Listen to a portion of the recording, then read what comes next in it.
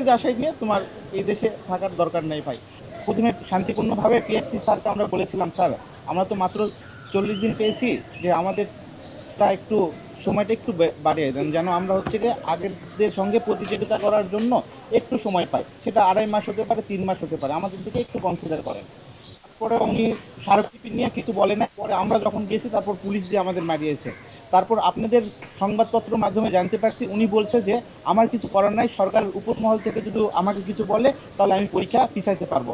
তারপর থেকে আমরা বিভিন্ন সরকারের উপরমহলের সঙ্গে যোগাযোগ করার ট্রাই করছি, কিন্তু কখনোই পারি নাই।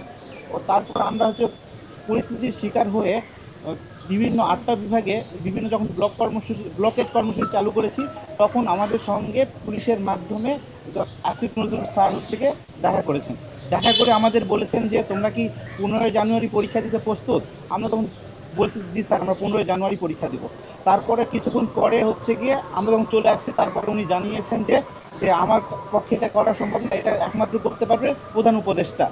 তারপর হচ্ছে গিয়ে আমরা প্রধান উপদেষ্টার সঙ্গে দেখা করার জন্য শান্তিপূর্ণভাবে শাহবাগের এখানে আসছিলাম। যখন পুলিশ ভাইরা আমাদের হচ্ছে গিয়ে ব্যারিকেড দেয়, তখন আমরা শাহবাগে পুলিশ ভাইদের প্রথমে ফুল দিয়েছিলাম শান্তিপূর্ণভাবে করার জন্য, এবং ওনাদেরই বলছিলাম যে আমাদের তেমন কিছু চাওয়া নাই, আমরা চাই যে শান্তিপূর্ণভাবে প্রধান উপদেষ্টার সঙ্গে আমাদেরকে দেখা করা দেওয়া হোক। জাস্ট প্রধান উপদেষ্টা আমাদের 2-3টা প্রতিনিধির সঙ্গে কথা বলবেন, এবং তিনি তার শান্তিপূর্ণভাবে আমাদের যা বলবেন আমরা তাই মেনে নেব। যদি বলে যে পরীক্ষা পিছায় যাবে, তাহলে আমরা শান্তিপূর্ণভাবেই চলে যাব, না পিছাইলেও আমরা বলবো যে কোনো কারণে আমরা স্যাক্রিফাইস করতাম। কিন্তু প্রধান উপদেষ্টার সঙ্গে আমরা কোনোভাবেই দেখা করতে পারি নাই। পরে আমাদের পুলিশের মারফত জানানো হলো আমাদের সঙ্গে সচিবালয়ে হচ্ছে গিয়ে দেখা করবে উপদেষ্টারা।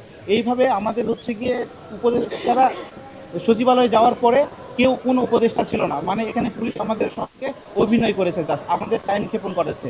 তারপর আমরা অনেকক্ষণ পরে যখন দেখতেছি না হচ্ছে না, তখন আমরা যখন ওই পুলিশের ব্যারিকেডটা ভেঙে চলে যাব, তখন সব পুলিশরা আমাদের অতর্কিতভাবে আমাদের উপর হামলা করে, এবং আমাদের কুকুরের মতো মারছে ভাই।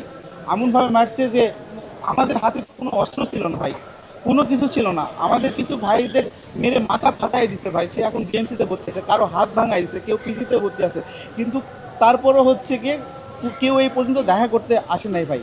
আর আমাদের যে ছাত্র প্রতিনিধি হয়ে যারা উপদেষ্টা হয়েছিলেন, আমাদের বলেছিলেন যে তারা আমাদের হয়ে কাজ করবেন, কিন্তু ভাই তারা আমাদের হয়ে এখন কাজ করে না। তারা এখন নিজেদের হচ্ছে গিয়ে কে কোন আসনে হচ্ছে গিয়ে এমপি হবেন সেটা নিয়ে ব্যস্ত। এই জন্য অনেক অযৌক্তিক আন্দোলন, যেখানে ভোটারের সংখ্যা বেশি, তারা সেগুলো নিয়ে কাজ করে। এখন তারা ফুটবল খেলা নিয়ে ব্যস্ত। তারপর যেই আসনে দাঁড়াবে সেই আসনে হচ্ছে দেখবেন যে বরাদ্দ যাচ্ছে, অন্য কোনো জায়গায় বরাদ্দ যাচ্ছে না, তাদের আসনে হচ্ছে গিয়ে বরাদ্দ যাচ্ছে।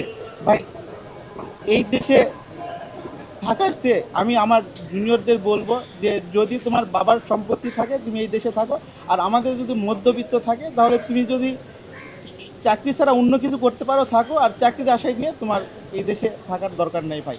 আর আসলে আমাদের তো পেশি শক্তি নাই, আমরা কিছু করতে পারবো না, আমাদের সঙ্গে সবাই অভিনয় করতেছে। তাই আমরা একটাই কিছু করতে পারি, যে আসলে যে যখন দেখবেন আপনারা স্বৈরাচার হয়ে যায়, তাদের কিছুদিন পর পতন হয়। হয়তোবা এরা হয়তো স্বৈরাচার হয়ে যাচ্ছে, দেখবেন এদেরও আর হয়তো পতন হবে এক সময়। মন থেকে অভিশাপ ছাড়া আমার আর কিছু বলার নেই ভাই।